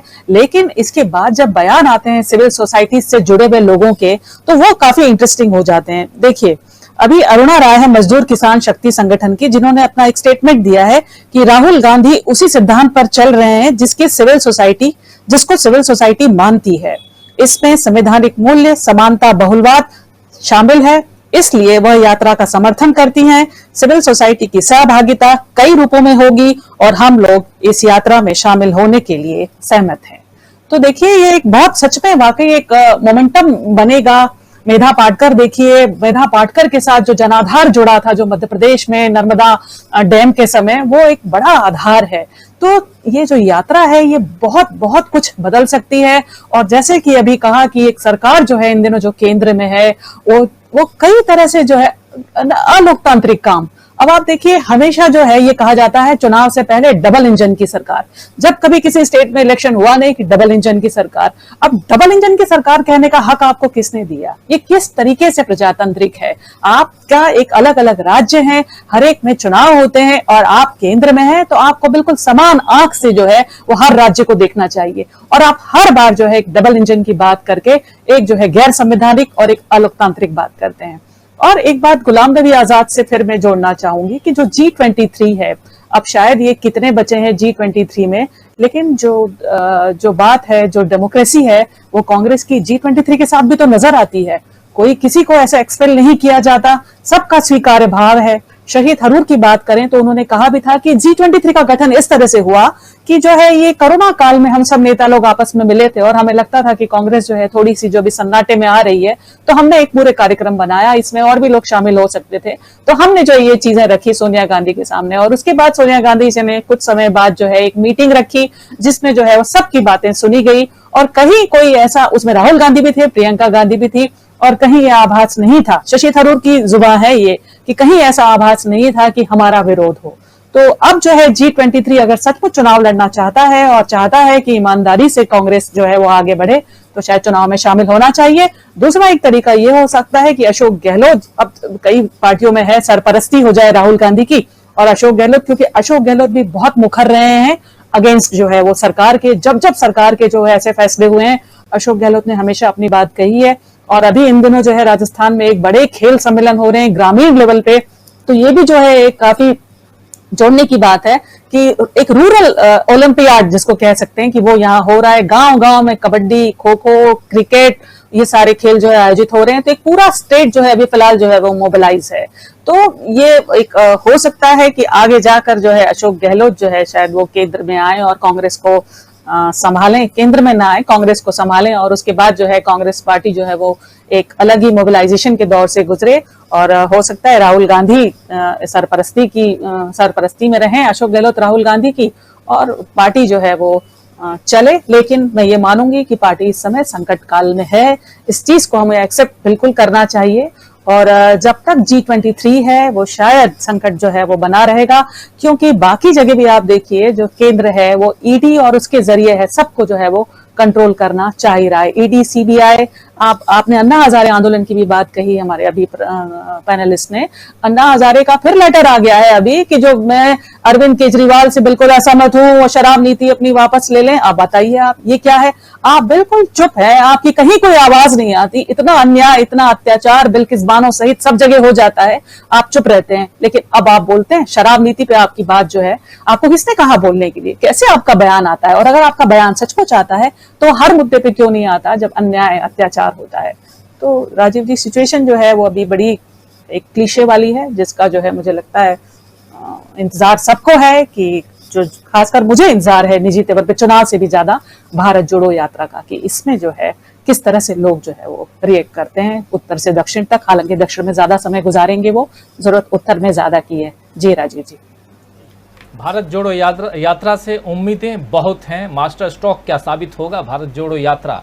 और जब एक लंबी यात्रा, 150 दिनों की यात्रा जो है ये अलग अलग राज्यों से गुजरेगी तो कांग्रेस मोबिलाइज कर पाएगी लोगों को अपने पक्ष में, एक बड़ा सवाल है। लेकिन इन सब के बीच एक सवाल जो बार बार जो हम लिख भी रहे हैं और जिस पर चर्चा लगातार पिछले 1 घंटे से कर भी रहे हैं कि आखिर कौन बनेगा कांग्रेस का अध्यक्ष, और क्या लगता है राहुल लाल जी, आपके हमनाम बनेंगे क्या अध्यक्ष? देखिए, अगर वो तैयार हो जाए तो बिल्कुल वो कांग्रेस के अध्यक्ष बनेंगे। अमलेंदु जी की बातों से मैं पूर्णतः सहमत हूं कि कांग्रेस अध्यक्ष कौन बनेगा ये बिल्कुल स्पष्ट है, या तो खुद राहुल गांधी बनेंगे या फिर उनके समर्थन से कोई अन्य व्यक्ति बनेगा। लेकिन जो हम लोगों की चिंता है वो चिंता ये है कि जैसा उन्होंने भी कहा कि भाई भारतीय जनता पार्टी हर तरफ एकनाथ शिंदे बनाने में लगी हुई है। अभी हम लोगों ने बिहार में देखा कि वहां पर भी एकनाथ शिंदे उन्होंने खोल लिया था। झारखंड में पूरा प्रोसेस अभी लगातार वो जो है कि मामला पूरे प्रोसेस में चल ही रहा है अभी इस समय। तो ऐसे स्थिति में ज्यादा बेहतर स्थिति ये हो कि राहुल गांधी खुद ही कमान संभाल लें। लेकिन हाँ, वो किसी दूसरे को भी चाहेंगे तो वो बनेंगे। देखिए, इस समय की स्थिति कैसी है, वो जिस समय कांग्रेस के चुनाव हो रहा है, आपने ये भी पूछा कि भाई कांग्रेस को ऐसा तो नहीं है कि कांग्रेस के लोग चुनाव में उलझे रह जाएंगे और हिमाचल प्रदेश और गुजरात की स्थिति बिगड़ जाएगी। देखिए, मैं ऐसा नहीं मानता, क्योंकि जो पूरा संगठन है उस संगठन के ऊपर गांधी परिवार की पकड़ काफी ज्यादा है। ऐसा नहीं 1999 से सोनिया गांधी अध्यक्ष इसलिए है कि वो जबरन बनी हुई है, उन्हें कांग्रेस के लोगों ने बिल्कुल अपने प्यार मोहब्बत अपने चुन चुन के निर्वाचित कर करके बनाया है, तो वो बनी हुई है। इस समय स्थिति क्या है आप देखिए, जस्टिस यू ललित आते हैं, अब माननीय सर्वोच्च न्यायालय है और वो फैसले देती है कि नहीं भाई गुजरात दंगे के मामले बहुत पुराने हो गए। हम लोग कभी ये न्यायालय के बारे में ये पढ़ते थे कि भाई देर से न्याय होती है, वो भी एक अन्याय की स्थिति होती है। लेकिन देर से भी विलंब से भी न्याय की परिकल्पना थी हमारे यहाँ पे। आप कह रहे हैं कि भाई मामला बहुत पुराना हो गया, उसका सुनवाई की जरूरत नहीं है, तो क्या किसी कोई मामला बहुत पुराना हो जाए तो उसमें सुनवाई नहीं होनी चाहिए? तो ये तो एक सुप्रीम कोर्ट के तरफ से जो लगातार फैसले आ रहे हैं, ये मामला सुप्रीम कोर्ट की तरफ का नहीं है। देखिए, पहले भी खंड में मैंने कहा, चाहे वो हम लोग की न्यायपालिका को देख लीजिए, एक चुनाव आयोग को देख लीजिए कि चुनाव आयोग कोई निर्णय ले रहा है, वो अब तक झारखंड के मामले पे पता ही नहीं चल रहा कि भाई शिबू सोरेन की सदस्यता गई है कि नहीं गई है, चुप्पी मार के बैठे हुए। तो तमाम संवैधानिक संस्थाएं जिस तरह से काम कर रही है, ये एक बहुत ही दुखद स्थिति है कि केंद्र सरकार ने उन तमाम संवैधानिक संस्थाओं को इतना पंगु बना दिया है। वैसे स्थिति में लोगों के लिए, सबों के लिए आशा का किरण कौन होता है? वो विपक्ष होता है। मैं आपको कह रहा हूं कि देखिए, मास्टर स्ट्रोक बोलने से कोई कदम मास्टर स्ट्रोक नहीं होता कि भाई नोटबंदी है मास्टर स्ट्रोक हो जाएगा अर्थव्यवस्था के लिए। हम लोग देख रहे हैं क्या स्थिति बनी। तो सरकार ने तो बड़े कहा था कि भाई आजादी की बात की, दूसरी आजादी है जीएसटी को लेकर, जब पूरा संसद भवन को जो है कि वो रोशनियों से नहलाया गया था, धुलाया गया था। हम लोगों ने देखा किस तरह से 1000 से ज्यादा संशोधन हो गया और 5 साल के बाद भी जीएसटी की क्या स्थिति बनी पड़ी हुई है। अंततः वो जीएसटी अब हमारे देश के ऊपर एक बोझ की स्थिति में बनी हुई है आज के समय में भी। तो आपके मास्टर स्ट्रोक करने से मास्टर स्ट्रोक नहीं होता है। मैं इस बात से सहमत हूं कि कहीं कहीं सिविल सोसाइटी जिस तरह से भारत जोड़ो यात्रा के साथ आई, राजनीतिक दल इस सिविल सोसाइटी के साथ जुड़ा हुआ है, पूरा का पूरा मामला है। ये मामला किसी एक राजनीतिक दल का नहीं है कि इस समय देश की स्थिति क्या हो। अगर लोगों के संवैधानिक अधिकारों का हनन हो रहा है तो ये प्रत्येक लोगों के जुड़ जाने का मामला है। तो ऐसे में कांग्रेस का एक काफी शानदार कदम है कि उन्होंने भारत जोड़ो यात्रा के साथ सिविल सोसाइटी को जोड़ा है। हम लोग देख रहे हैं कि किस तरह से मीडिया के क्षेत्र में पूंजीपतियों का दखल बढ़ गया है। तो तमाम नए नए चैनलों को जो है कि जो दूसरे सरकार समर्थक पूंजीपति है वो उसको लगातार अपने प्रभाव क्षेत्र में ले रहे हैं। तो ऐसे में विपक्ष की बात को जनता तक आप कैसे पहुंचा सकते हैं? ये भारत जोड़ो यात्रा ही एक तरह से है जो लोगों के बीच में संवाद होगा और वो इसमें बड़ी सफलता मिलेगी।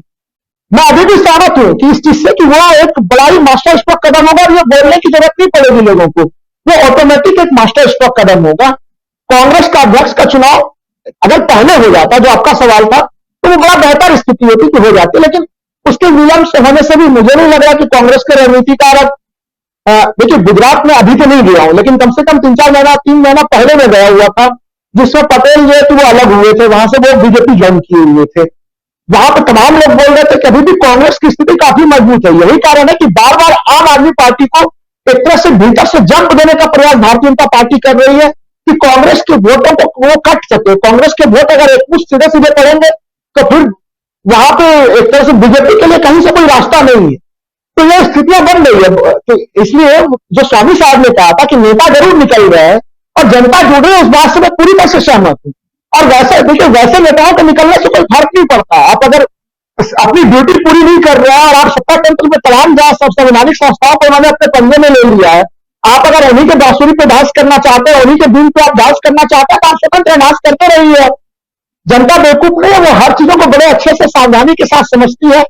और इस समय कांग्रेस का ये चुनाव हो, चाहे भारत जोड़ो यात्रा हो, बड़ी महत्वपूर्ण स्थिति में, क्योंकि देखिए 2014 से लेकर 2022 तक की जनता समीक्षा कर रही है कि उसमें तमाम, एक सामान्य व्यक्ति से भी जब मैं बात करता हूं तो वो बता देते हैं कि भाई 2014 में गैस का सिलेंडर का दाम क्या था, आज कितना दाम हो रहा है। क्योंकि 44,000 रुपया प्रति व्यक्ति पे कर्ज था, वो कर्ज का दर जो है कि प्रति व्यक्ति 1 लाख रुपया से ऊपर पहुंच चुका है। तो सरकार ने इतनी भारी मात्रा में कर्ज लिए हुए हैं और जन कल्याण की तमाम योजनाओं को छोड़कर केवल कुछ चंद उद्योगपतियों के विकास के लिए आप काम कर रहे हैं, ये देश कभी स्वीकार नहीं करेगा। आपको लोक कल्याणकारी स्थितियों पर आना पड़ेगा। अब देखिए, जब अब सरकार जो है, आप वोट भी ले लीजिए, अभी बड़ी सही कह रही थी वर्षा जी, कि डबल इंजन का मामला क्या होता है। हम लोगों ने तो उल्टा बैठे हैं कि जहां डबल इंजन की स्थितियां उत्पन्न हुई है वहां पे लोगों के लिए कोई राहत की स्थिति नहीं रही। चाहे आप आर्थिक मामले पे देख लीजिए, जो विरोधी सरकारें हैं वो तो मनरेगा के कहीं कहीं पैसा ले भी लेती है, जीएसटी की रिफंड भी ले रही थी। उत्तर प्रदेश के बड़े बड़े मंत्री ऑफ द रिकॉर्ड बोला करते थे कि राहुल जी वो लोग तो ले लेते हैं, हम लोग तो बोल भी नहीं सकते कि हमारी सरकार केंद्र में, हमारी राज्य में, हम लोगों को पैसा का आवंटन विपक्षी सरकारों से भी देर में होती है। तो ये तो डबल इंजन वाले तो लाभ आजकल नुकसान में हो रहे हैं। जो सिंगल इंजन, अलग अलग इंजन वाले लोग हैं, वही सहकारी संघवाद का लाभ आज की इस विपरीत परिस्थिति में भी उठा पा रहे हैं। तो लोग धीरे धीरे संभाल रहे हैं इन चीजों को, लेकिन कांग्रेस के रणनीतिकारों को, विशेषकर राहुल गांधी को, इसमें काफी सावधानी के साथ एक एक नीतियों की तरफ अग्रसर होने की आवश्यकता है। राकेश अचल जी, आपसे क्लोजिंग कमेंट चाहूंगा। प्रोग्राम खत्म होने का समय ऑलरेडी 10 मिनट ज़्यादा हो गया है। समझना चाहूंगा कि क्या गांधी परिवार है अध्यक्ष पद को लेकर के जो गहमा गहमी का माहौल है, जिस पर बहुत सारी बातें हो रही हैं, हम लोग भी पिछले एक सवा घंटे से चर्चा कर रहे हैं। और अगर गांधी परिवार नहीं होता तो क्या ये चर्चा होती? क्या कांग्रेस का अध्यक्ष पद इतना महत्वपूर्ण होता? बीजेपी का अध्यक्ष चुना जाता है, पता ही नहीं चलता कब उसका कार्यकाल बढ़ जाता है, सिर्फ खबरों में बात आती है, इस पर चर्चा नहीं होती। लेकिन जब राहुल गांधी का नाम, सोनिया गांधी का नाम, प्रियंका गांधी का नाम आता है तो कांग्रेस का अध्यक्ष पद सुर्खियों में आ जाता है। क्या यही माना जाए गांधी परिवार के कारण, या कांग्रेस का अध्यक्ष पद इतना महत्वपूर्ण है दूसरे दलों के लिए, इसलिए ये चर्चा में? राजीव जी, कांग्रेस हमेशा से दूसरे दलों के लिए महत्वपूर्ण रही है, इसलिए जब भी अध्यक्ष पद की बात आती है तो सारे राजनीतिक दलों के कान खड़े हो जाते हैं। आज कांग्रेस पिछले 10 साल से प्रतिपक्ष की भूमिका में है और जो सत्ता पक्ष में लोग हैं उनका जो अश्वमेध का घोड़ा बड़ी तेजी से दौड़ रहा था, उसकी लगाम कहीं ना कहीं किसी न किसी वजह से कांग्रेस ने ही थामी है। आप बिहार में देख लीजिए, आप बिहार के अलावा दूसरे राज्यों में जहां जहां ये सब खेल हुए हैं अश्वमेध घोड़े को रोकने के, कांग्रेस ने किए हैं। तो सारा डर कांग्रेस से ही है। गांधी परिवार, अगर मान लीजिए राहुल गांधी अध्यक्ष नहीं बनते हैं और अपने किसी कार्यकर्ता को अध्यक्ष बना देते तो उन्हें डर है कि राहुल इतने मुक्त होकर के अगर सड़क पर आएंगे तो 2024 में उनका सड़क पर खड़ा होना मुश्किल हो जाएगा। इसीलिए कांग्रेस अध्यक्ष पद को लेकर के नींद कांग्रेस की नहीं उड़ी है, नींद सत्ता पक्ष की उड़ी हुई है और ये नींद लगातार उड़ी रहेगी जब तक कि कांग्रेस बाकायदा चाहे तो इस महीने चाहे तो अगले महीने अपने नए अध्यक्ष की घोषणा नहीं कर देती। देखिए, कांग्रेस में अध्यक्ष कौन हो, क्या नहीं, कौन नहीं हो, ये कोई बहुत बड़ा मुद्दा नहीं है। केसरी जी भी अध्यक्ष रहे थे, आपने सबने देखा है।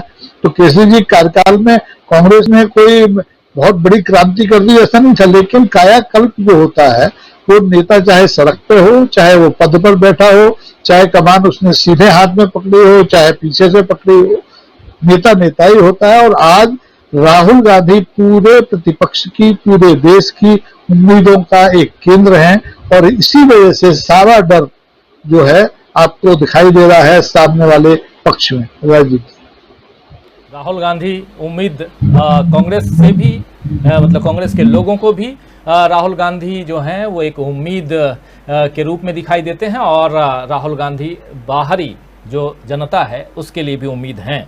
लेकिन साथ साथ आज केसीआर की मुलाकात हुई है, तेजस्वी यादव और नीतीश कुमार से। और इधर अभी हमारे चैनल पे नीचे आप देख रहे होंगे कि शरद पवार कह रहे हैं कि 2024 में विपक्षी दल एकजुट होकर चुनाव लड़ेंगे। तो और कल आपने सुना था ममता बनर्जी जो कह रही थी, ललकार रही थी, फिर से वो मोदी सरकार को चुनौती दे रही हैं। तो विपक्षी दल जो जहां जिस सूबे में मजबूत है वो अपने सूबे को मजबूत कर रहा है, ये साफ दिखाई दे रहा है। और राकेश अचल जी बिल्कुल सही कह रहे हैं कि जहां जहां भी बीजेपी को आउट करने की नौबत बनी है, उस नौबत को बनाने में बहुत बड़ी भूमिका कांग्रेस की रही है। बीजेपी आउट हुई अभी बिहार से, कांग्रेस की भूमिका बहुत बड़ी थी। आप याद कीजिए कि रातों रात अलसुबह सरकार बना ली एनसीपी तोड़कर बीजेपी ने महाराष्ट्र में, लेकिन वहां भी जब कांग्रेस सामने आई तो बीजेपी सरकार से बाहर हो गई। अब फिर से एकनाथ शिंदे को खड़ा किया गया और एक दूसरी सरकार बन गई है। लेकिन ऐसे बहुत सारे उदाहरण हैं। आप यहाँ झारखंड का देख लीजिए, झारखंड में अभी ऑपरेशन लोटस की बात हो रही है। वहाँ के बहुत सारे विधायक जो हैं वो रायपुर पहुँच चुके हैं, लेकिन वहाँ भी जो कुछ चल रहा है उसमें कांग्रेस की बहुत बड़ी भूमिका है। तो कांग्रेस इन भूमिकाओं के कारण चर्चा में है और डर कांग्रेस के नाम से सत्तारूढ़ दल को तो लगता ही है। चर्चा जारी रखेंगे, आगे भी ऐसी बातें होती रहेंगी और खासकर जैसे जैसे 7 तारीख नज़दीक आएगी और उसके साथ साथ जैसे जैसे अध्यक्ष पद के चुनाव की बात जो तारीख होगी वो भी नज़दीक आएगी, ये चर्चा जारी हम रखेंगे। बहुत धन्यवाद देता हूं प्रोफेसर अखिल स्वामी जी को, बहुत धन्यवाद राकेश अचल जी को, बहुत बहुत धन्यवाद वर्षा मिर्जा जी को और राहुल अचल जी और हमारे साथी अमलेंदु उपाध्याय जी को। आप पांचों को बहुत धन्यवाद देता हूं, बहुत शुक्रिया अदा करता हूं कि आप लोग जुड़े, इस कार्यक्रम में आप लोगों ने हिस्सा लिया, हमारे साथ तमाम साथी बने रहे। शकील अहमद जी लिख रहे हैं कि I am driving, can't right my views, लेकिन शकील अहमद जी आप जुड़े, अपनी बात रख रहे हैं, बहुत धन्यवाद आपको देता हूं। जावेद इकबाल भाई भी जुड़े हुए हमारे साथ में, ओम प्रकाश तिवारी जी जुड़े हुए जो कह रहे हैं कि बीजेपी चाहती है कि कोई बाहरी व्यक्ति कांग्रेस का अध्यक्ष बने ताकि उसे अपने तोते से डराकर अपने में मिला ले।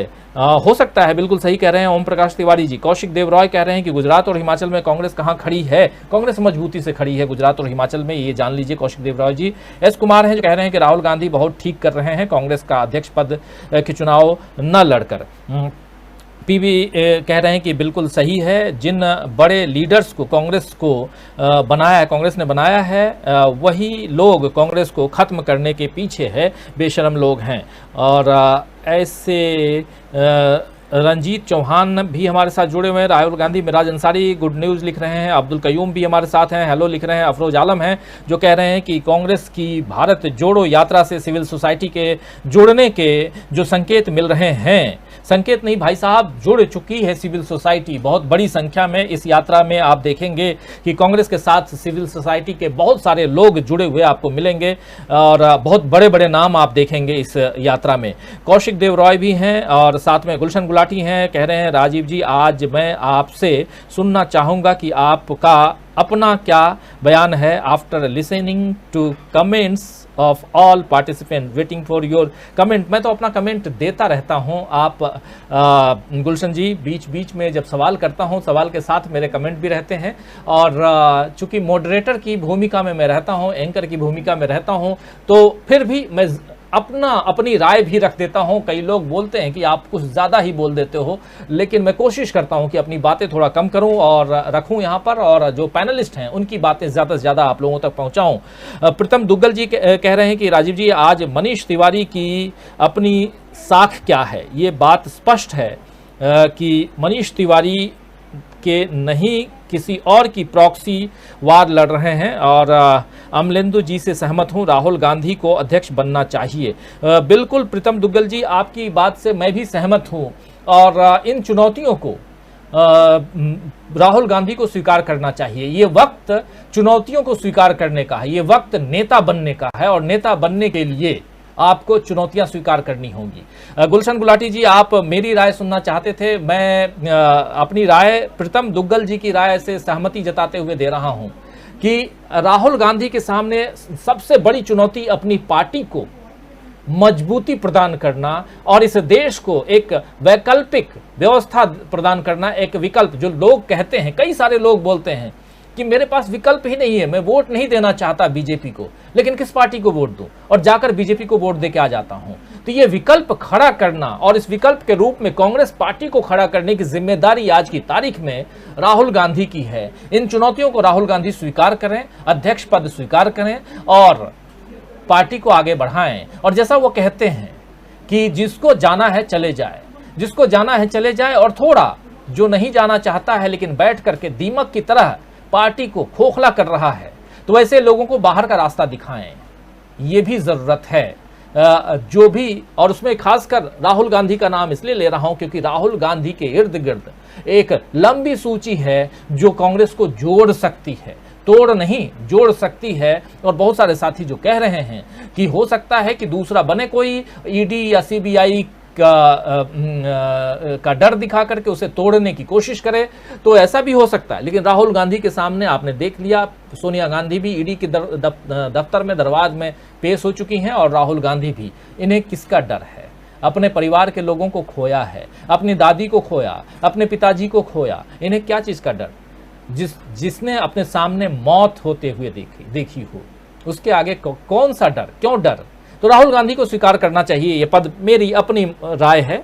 और आप लोग मेरी बातों से सहमत हो ना हो, लेकिन प्रीतम दुग्गल जी की बात से और ऐसे तमाम साथी जो लिख रहे हैं राहुल गांधी के बारे में, उनकी बातों से मैं सहमति जताता हूं। बिल्कुल सही कह रहे हैं। एसएस विचार भी हमारे साथ बने हुए हैं, अफरोज आलम है, लियाकत अली हमारे साथ बने हुए हैं, जावेद इकबाल जी कह रहे हैं कि there is no substitute of Rahul Gandhi, ये जावेद इकबाल जी का कहना है। और सौम्या फातिमा का कहना है president of Congress should be from Gandhi family, इनका कहना है। अभिषेक जी कह रहे हैं भाजपा की उल्टी गिनती शुरू हो चुकी है। मोहम्मद आसिफ भी हैं, गुड नाइट लिख रहे हैं। Gulshan Gulati what's your final comment पूछ रहे हैं, और मैं दे चुका हूं ऑलरेडी, शायद आप मेरी बातों से सहमत होंगे। ओम प्रकाश जी कह रहे हैं कि कांग्रेस में प्रियंका के अध्यक्ष बनने से बेदाग महिलाओं का एक बड़ा समूह कांग्रेस के साथ जुड़ेगा। आपकी बातों से भी सहमति जताता हूं मैं, ओम प्रकाश तिवारी जी। अफरोज आलम भी हमारे साथ में, राहुल गांधी जिंदाबाद। समीम अंसारी कह रहे हैं राहुल गांधी जिंदाबाद, और गुलशन गुलाटी कह रहे हैं okay nice mister Rajiv, thank you Gulshan Gulati ji, आपको भी।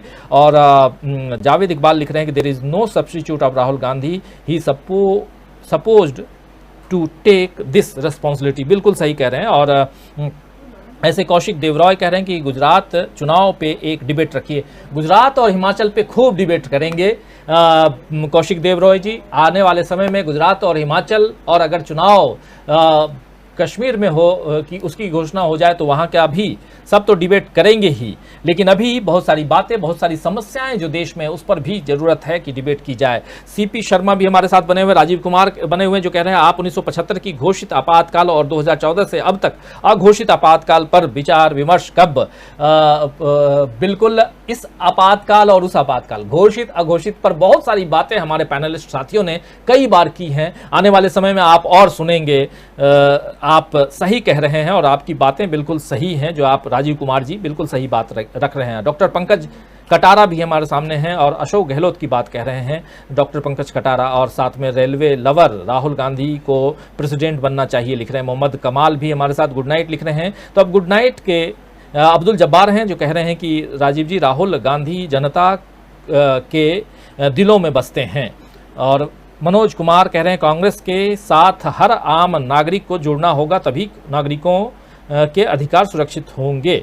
और मदीना का मुसाफिर कह रहे हैं कि मैं आपसे सहमत हूं, और फ्रेंड्स फ्रॉम सरजी मिशन 2024 में बोलना चाहिए कि गुजरात मॉडल के बेनिफिट पता करना चाहिए और कॉरपोरेट टैक्स और जीएसटी को बताना चाहिए क्या चल रहा है। जी बिल्कुल। तो ऐसे तमाम साथी आप लोगों से जब विदा चाहता हूं कि अब, क्योंकि ऑलरेडी 8:22 बहुत ज़्यादा समय आप लोगों का 22 मिनट एक्स्ट्रा रोज़ लगभग ले ही लेता हूं। बहुत धन्यवाद देता हूं, हमारे साथ तमाम आप साथी जुड़े रहे। ओम प्रकाश तिवारी जी लिख रहे हैं कि जब तक बीजेपी आश्वस्त नहीं हो जाती तब तक कश्मीर में चुनाव नहीं। बिल्कुल सही कह रहे हैं, हो सकता है। और रविशंकर दीक्षित कह रहे हैं कि सचिन पायलट और प्रियंका की जोड़ी आगे करो सर। और रेलवे लवर कह रहे हैं मोदी को टक्कर सिर्फ राहुल गांधी ही दे सकते हैं, मोदी को टक्कर सिर्फ राहुल गांधी ही दे सकते हैं। जी बिल्कुल। तो दोस्तों, अब इस कार्यक्रम को समाप्त करने की इजाजत चाहूंगा और आप हमारे साथ जुड़े रहिए, देखिए दूसरे कार्यक्रम भी। नमस्कार, गुड नाइट, शुभ रात्रि, शब बखैर।